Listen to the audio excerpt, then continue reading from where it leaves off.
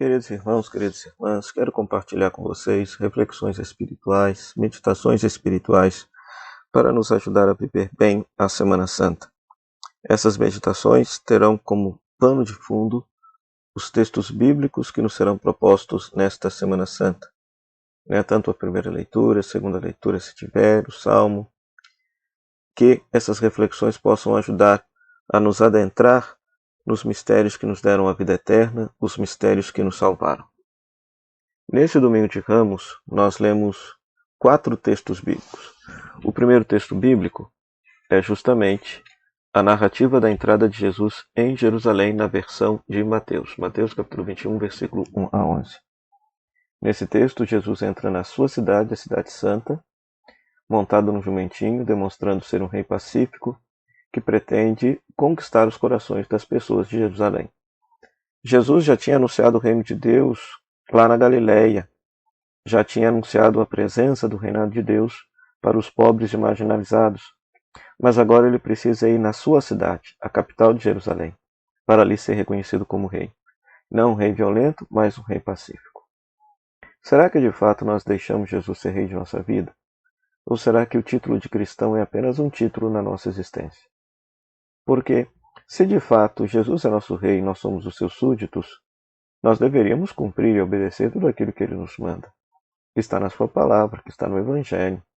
Deveríamos amar as pessoas, cuidar dos pobres, dos enfermos, dos doentes, dedicar o nosso tempo, parte de nosso tempo para um serviço de voluntariado àqueles que mais necessitam. E dessa forma a gente estaria cumprindo na nossa vida, sendo um pouquinho daquilo que Jesus foi a vida toda.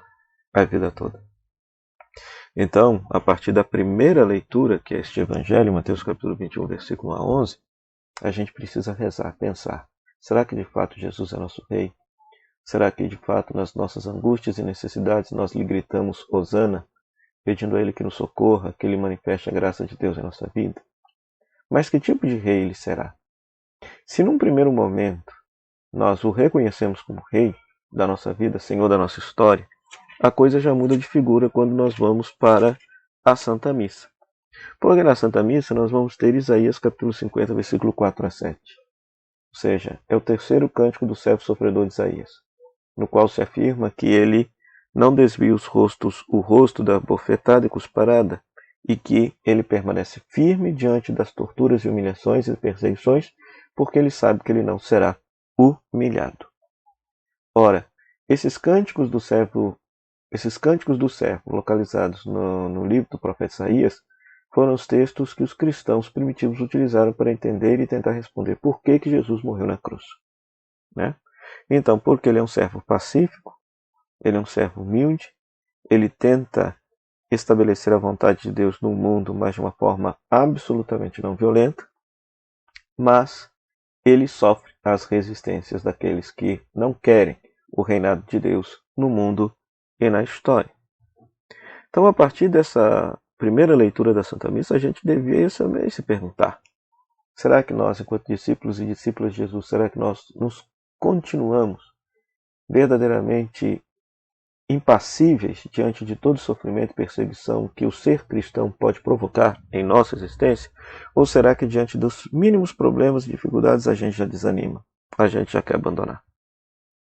O Salmo responsorial é o Salmo 21. Meu Deus, por que me abandonastes? Salmo esse que depois será colocado nos lábios de Jesus na cruz. Ora, neste salmo, é interessante você lê-lo por completo, o Salmo 21, 22. Por quê? Porque na primeira metade desse salmo, quem está rezando, quem compôs o salmo, ele manifesta a sua angústia porque ele se sente profundamente abandonado por Deus. Mas da segunda metade adiante, o salmista faz uma profissão de fé, de que ele verá a salvação de Deus se manifestar em sua vida. Ele verá a salvação. Então ele se sente profundamente abandonado, ele está numa pindaíba, ele está sofrendo, mas ele ao mesmo tempo confessa a sua fé em Deus, afirmando que Deus o haverá de salvar. Ora, esse salmo ele foi plenamente realizado na vida de Jesus Cristo. Ele faz a experiência da morte, de certa maneira ser abandonado por Deus, mas ele é salvo e resgatado por Deus mediante sua ressurreição. A segunda leitura, Filipenses capítulo 2, versículos 6 a 11, é um texto fascinante. porque mostra qual que é o movimento de Deus.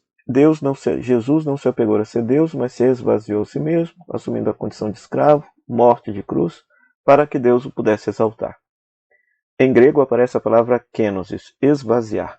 Então esse é o movimento de Deus. Deus se esvaziou, se apequenou, assumiu nossa condição, a mais humilhante condição humana, a condição de escravo, de morte de cruz, para nos exaltar em Cristo Jesus.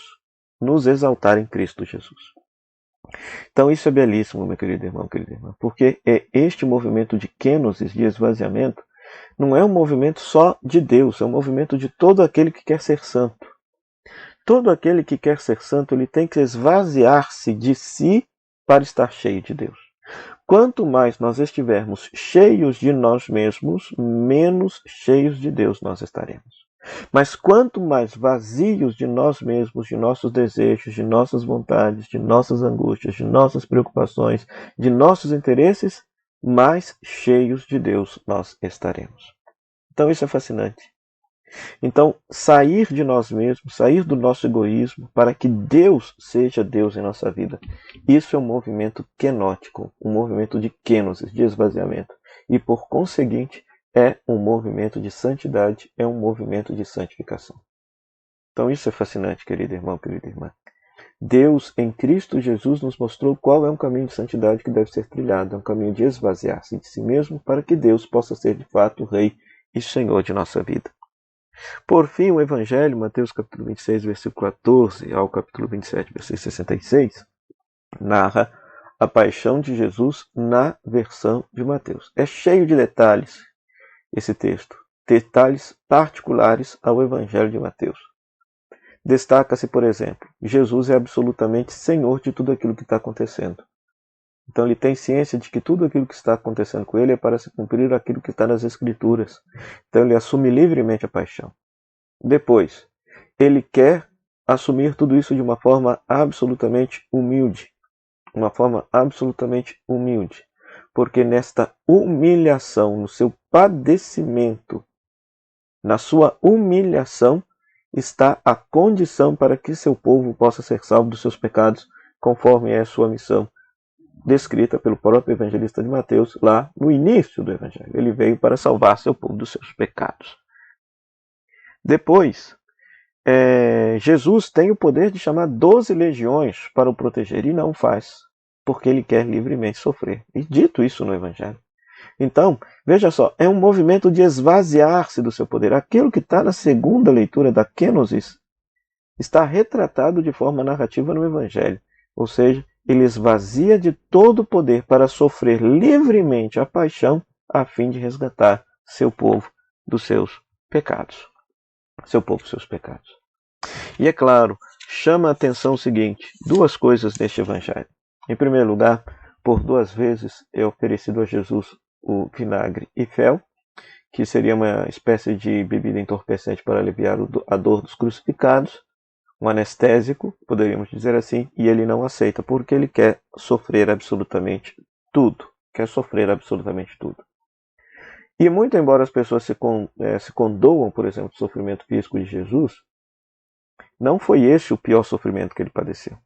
O pior sofrimento que Jesus padeceu está expresso justamente no versículo do Salmo 21, que é posto na sua boca. Meu Deus, por que me abandonaste? Ora, ele sendo Deus, ele sendo Filho de Deus, ele que viveu do início ao fim de sua vida numa plena comunhão com Deus, no momento mais terrível e cruciante de sua vida, ele experimenta o abandono de Deus. Abandono de Deus que é para o pecador. O pecador sente-se abandonado por Deus nas dificuldades e tribulações da vida pelo fato de ele ser pecador. E Cristo não era pecador.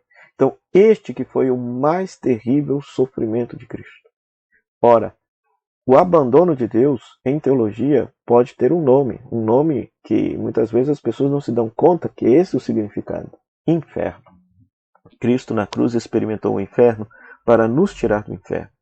Cristo experimentou na cruz o abandono de Deus para nos retirar de uma condição de abandonados por Deus. Nós, pelo fato de sermos pecadores, é que merecíamos estar na cruz. Nós, pelo fato de sermos pecadores, é que merecíamos estar lá, mas ele assumiu o nosso lugar. Tomou o nosso lugar. para que quando a gente se sentir sozinho e abandonado, a gente olhe para a cruz e perceba, não estou sozinho, Cristo também sofreu comigo. Cristo experimentou a minha dor, o meu sofrimento, Cristo também experimentou essa sensação de abandono, mesmo sem merecer. Então não estou sozinho, Cristo está comigo. Cristo está comigo. Então, querido irmão, querida irmã, que essa Semana Santa possa ser decisiva na sua vida e que você, ao contemplar a cruz de Jesus, possa sentir-se profundamente amado por Ele e, inspirado em Santo Inácio de Loyola, responder para si mesmo: olha, Cristo foi capaz de dar a vida por mim. Cristo foi capaz de experimentar um inferno no meu lugar para me tirar do inferno. O que será que eu sou capaz de fazer por Ele a partir de hoje? O que será que eu sou capaz de fazer por Ele para corresponder tão grande amor que o Senhor Jesus tem por mim?